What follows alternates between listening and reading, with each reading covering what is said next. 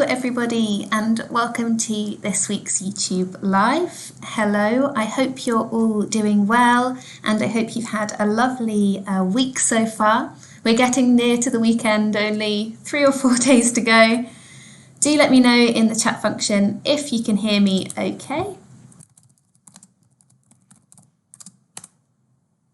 Hi Evelyn.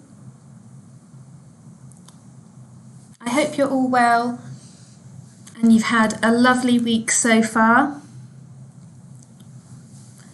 Okay, we'll make a start. So for those of you that don't know Cercle, we are an online English school, 100% funded by CPF. If this is your first YouTube Live with us, a warm welcome to you. We've also got an Instagram page if you'd like to follow us called Cercle. If you want to know a bit more about us and what we get up to behind the scenes, do give that a follow. Hello to everybody and welcome. So we're going to be doing today's 5th and final YouTube Live in the series of Overcoming Your Fear of English. This is a series of 5 in which we've been tackling some of the biggest hurdles that French speakers face when they're learning English and to help you feel more confident when you're speaking English.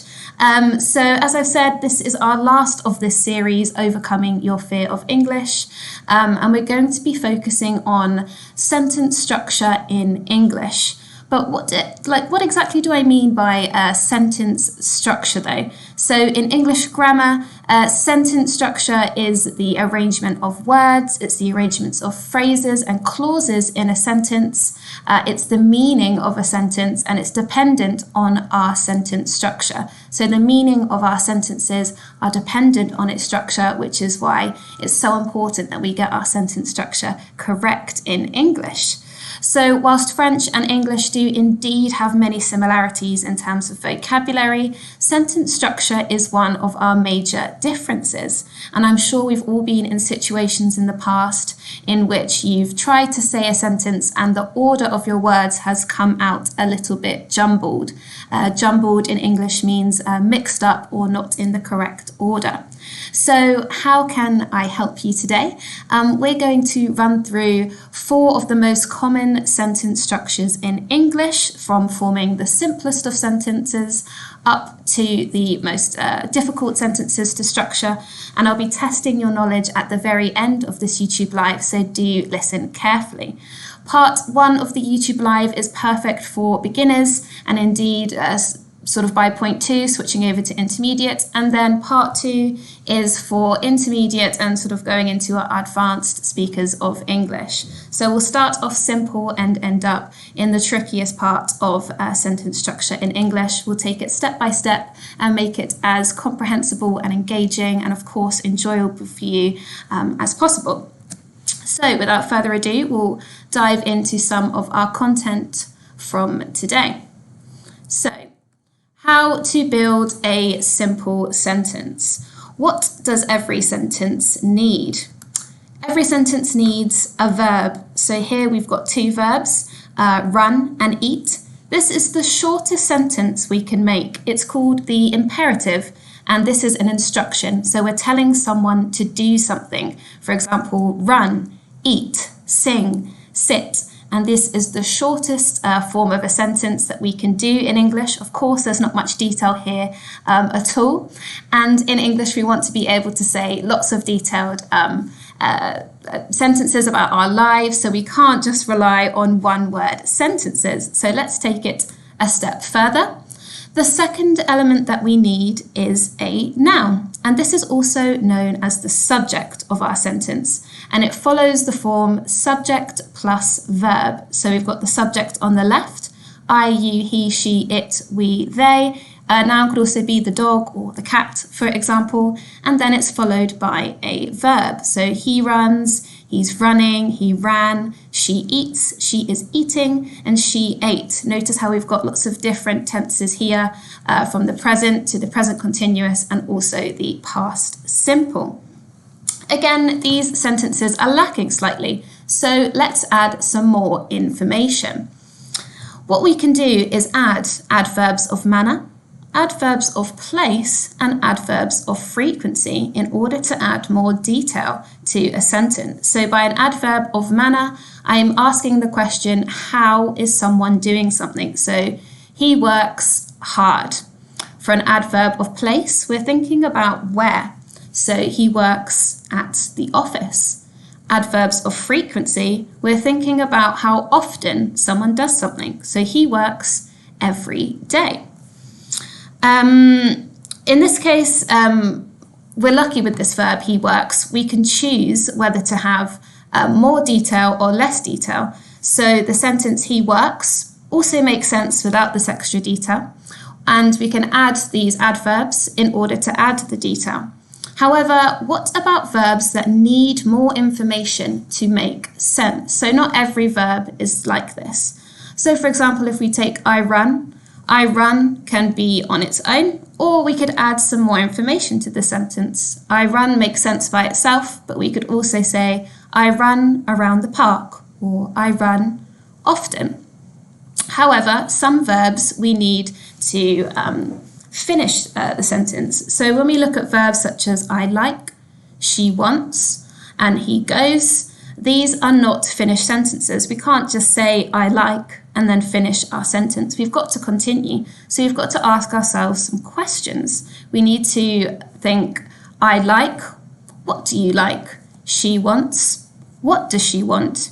He goes, where does he go? So what I'm trying to say is you need to add a complement to make a sentence complete. So verbs such as I like, she wants, he goes require a complement. A complement can take many forms. So it can take the form of a noun, an adjective, an adverb, a verb, or even a noun phrase such as the wooden table. A noun on its own is just the table. We've got some examples here. She likes tea. So she likes what? A noun, she likes tea. She likes what? Getting up at 7 a.m. She likes what? To run after work. And she likes what? She likes swimming in the gerund form. So complements really help us to complete an idea, and we're thinking to ourselves how, when, why, what when we're forming sentences like this. So if we just do a little recap on what we just went through. This most simple sentence form is obviously, as I said before, is a verb on its own, just run, eat, sing. However, if we want to start adding more detail, we need subjects, objects, adjectives, and adverbs. So we've got subject plus verb, he runs. We've got subject plus verb plus object. She opened the window. So we're thinking to ourselves here, she opened what? The window. Subject plus verb plus adjective. So how is she? She is beautiful. And subject plus verb plus adverb is she is studying. How is she studying? She is studying hard.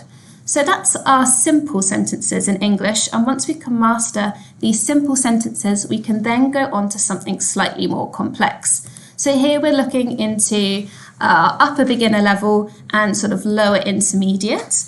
We're talking about compound sentences. And what do I mean by compound sentences? Don't be afraid of the technical jargon. A compound sentence is two or more independent clauses joined by a coordinating conjunction or a semicolon. And what do I mean by these terms? An independent clause is a sentence that makes sense by itself. So for example, I like chocolate and Bill likes sweets. Both these sentences make sense on their own. So we can say I like chocolate, and we can also say Bill likes sweets. And in the middle here, we've joined them together with a coordinating conjunction of and to put these two sentences together. So we're putting two independent clauses together to make one sentence.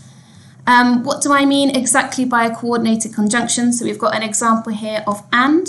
We've also got some others here. So coordinating conjunctions connect two independent clauses together. So if we think about our example, I like chocolate, Bill likes sweets. These are two independent clauses that we've put together to make one sentence. So coordinating conjunction examples include for, and, nor, but, or, yet, and so. And we use it when we want to give equal emphasis to two main clauses. So if we look here, for example, I like chocolate and Bill likes sweets, both of these sentences are equal. We're not saying Bill likes sweets more than I like chocolate. Both of these clauses are equal in their own right. So we've got some examples here. I twisted my ankle, so I came last. I went to the meeting, but Anna went for lunch. And 3, the dog is brown, it is also old. All of these sentences make sense on their own without our conjunction in the middle. So it's the conjunction that brings them together. However, we can have them on their own as well. Okay, so over to part 2. We've got harder sentences. So here, this is for your sort of beginning to be intermediate level of English. We're thinking about a complex sentence structure. So here we've got an independent clause plus a subordinating conjunction plus a dependent clause. But what do I mean by all of these terms? An independent clause, as we've gone through in the last slide, is a sentence that makes sense on its own. For example, we missed our plane. We can keep adding detail to that sentence, but it also makes sense just how it is. What is a dependent clause? A dependent clause is a sentence which starts with a subordinating conjunction or a relative pronoun. A relative pronoun is that, who, whom, whose, or which, and it contains a subject being I, you, he, she, it, they, or the dog.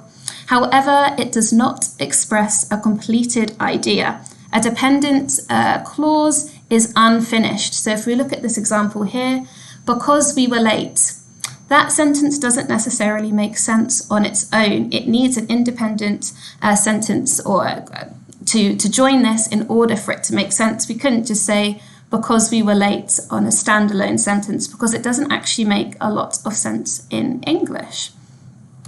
And by a subordinating conjunction, slightly different to a coordinating conjunction, a subordinating conjunction introduces a dependent clause. So you'll see how this is going to be useful in compound complex sentences. This signals a cause and effect relationship. It can signal a contrast or some other kind of relationship between two clauses. And common subordinating conjunctions are because, since, as, although, while, and whereas. So it's this idea of a cause and effect. So what's the cause and then what's the effect? So if we're going to put our independent and dependent clause together in an example, the formula goes independent clause plus subordinating conjunction plus dependent clause. So our independent clause is we missed our plane. Our subordinating conjunction is because, and the dependent clause is because we were late. So we missed our plane because we were late. And then on to the trickiest one of today is, this is our most complex sentence structure, and it contains at least 2 independent clauses and at least 1 dependent clause, a subordinating conjunction and a coordinating conjunction, which feels like quite a mouthful, but it's a very useful sentence structure in order to express more complicated thoughts and in order to express more complicated ideas. So if we think back to a recap of what it was we've learnt before, an independent sentence is one that can stand alone. A dependent sentence or clause is one that needs an independent clause to join with it. It doesn't make sense by itself. For example, because we were late, we can't say that on its own. A subordinating conjunction introduces the dependent clause. So this is our cause and effect relationship. Expresses a contrast or some form of relationship between our 2 sentences. So a relationship between the independent clause and the dependent clause. And as I said before, some common ones include because, since, as, although, while, and whereas. And a coordinated conjunction, if we think right back to the first sentence structure that we looked at, these connect independent clauses and other short phrases. So these are for, and, nor, but, yet, and so. We can put this in a very clever acronym, which can help us remember what coordinating conjunctions are. If we think of fanboys, that spells for, and, nor, but, or, yet so. Fanboys are our coordinating conjunctions, and these are used when we want to give equal emphasis to two main clauses. So if we look at an example together, here we are. Emma doesn't like horror films because they are scary, so she doesn't watch them often. This example has two independent clauses. Emma doesn't like horror films and she doesn't watch them. There is one dependent clause because they are scary, and there's one subordinating conjunction because and one coordinating conjunction so, which put all together makes this lovely sentence of Emma doesn't like horror films because they are scary, so she doesn't watch them often. Okay, so now we've looked at some of the trickiest complex sentences. We'll go through a little recap together to see what it is that you've learnt today. So, on the board here, I've got three sentences from simple to a compound sentence to a complex sentence. Can anybody in the chat reorder 1, 2, and 3 for me? What is the order of the following sentences? I apologise, 2 is meant to have an I there as well.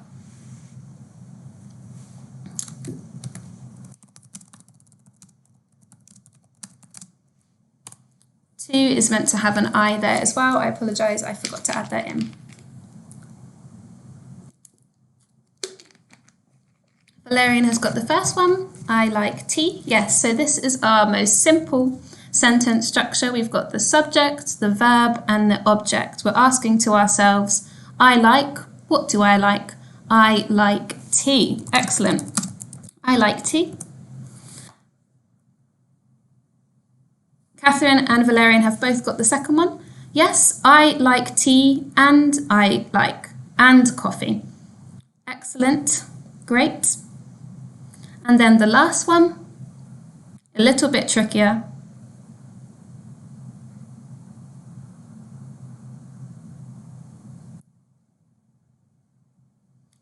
Slightly harder on the last one. Has anybody got it?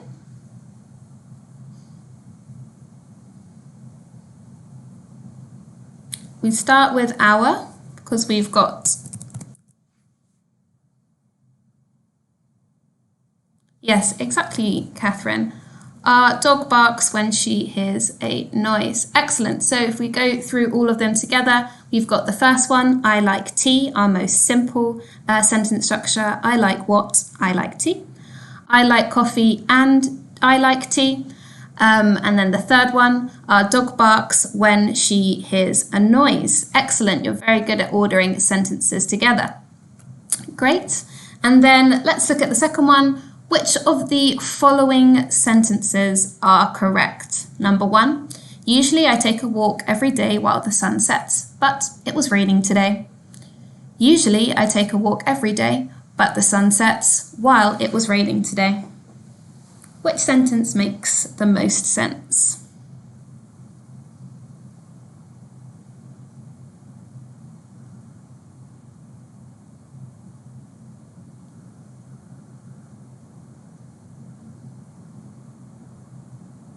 Yes, absolutely, Bilal and Hamil.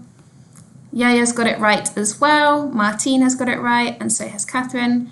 Usually I take a walk every day while the sun sets, but it was raining today. So but is our fanboys coordinating conjunction, but it was raining today. Excellent. Well done, Yi.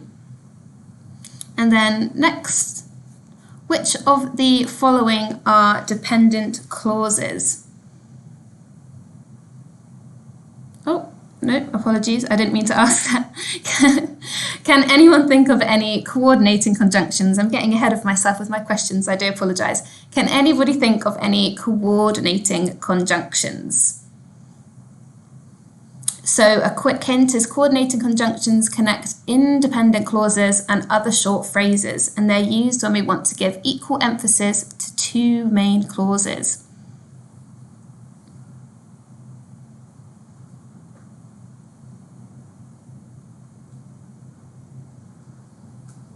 Can anyone remember? There's a hint, fanboys, which is an acronym. And Evelyn has got them all at once. Here we've got for and but or nor so. Yes, excellent, great. So the correct answer is for and nor, but or yet. So, and you can remember it with the clever acronym of fanboys, which should help you to remember that.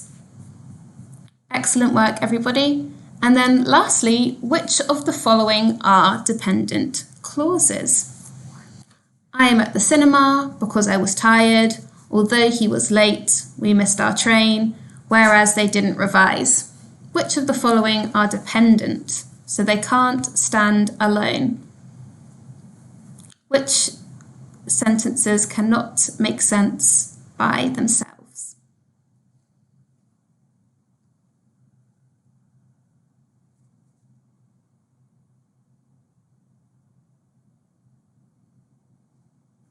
You've got some mixed answers.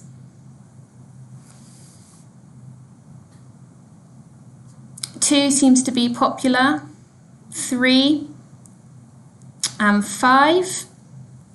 Let's see what the right answer is. 2, 3 and 5 are, oh no, yep, 2, 3 and 5, I can't read, goodness me, long day. 2, 3 and 5 are our dependent clauses. So, because I was tired, although he was late, and whereas they didn't revise. These are our dependent clauses, which means they can't make sense by themselves. So we couldn't just say, because I was tired. You could say it and it would make sense. However, it's not grammatically correct and it could be better. Here, although he was late, again, it doesn't really make sense by itself as a sentence. And then number 5, whereas they didn't revise, equally doesn't make sense by itself. So that brings me to the end of this week's YouTube Live. Slightly shorter as the content was quite heavy. I do hope that you've managed to learn something today and you feel a bit more confident with your sentence structures. The idea is that if you're able to structure sentences confidently and know some of the rules in English, you're then able to take these rules and be able to structure any form of sentence in English. Even if you can just nail the beginning, so doing a simple sentence today, that's fantastic. It's one step closer to feeling confident in English. If you've managed to understand some of the complex areas of sentence structure, that's also fantastic. I do hope you've enjoyed today. Thank you so much for joining me. And we'll be back next week again. If you haven't already, do like and subscribe to our channel. We've got a free lesson every week and we love to have you here and to contribute and to get to know you as well. Share it with your friends, your colleagues, your family. We'd love to have them here as well. Until next week, guys, thank you very much and I wish you a very pleasant evening ahead. Thank you.